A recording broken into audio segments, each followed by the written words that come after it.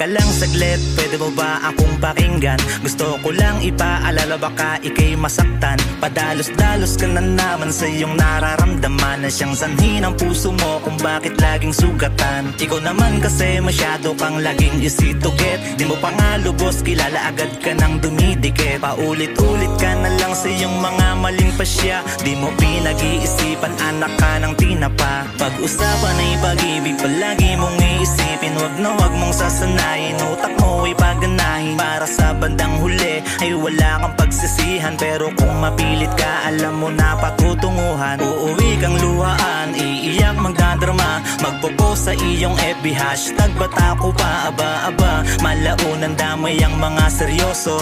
Wag naman ganon, bilang na nga lang kami. Yan ka na naman, paalala lang baka ikaw ay masaktan. Wag padalos-dalos sa iyong nararamdaman. O yan ka na naman, o yan ka na naman.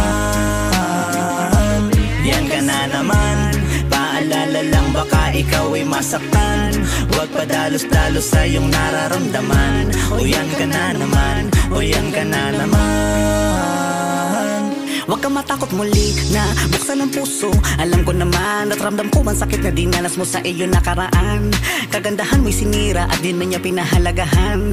Kaya nalilito ka, paano ba muling sisimulan? Normal lang magkaganyan, dapat handang masaktan.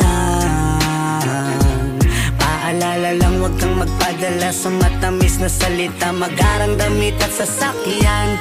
Di ba sabi ko sa'yo, pag-isipan na maigi. Para sa bandang huli ay hindi ka na magsisi. Wala naman siguro masama kung papakinggan mo ang aking sinasabi.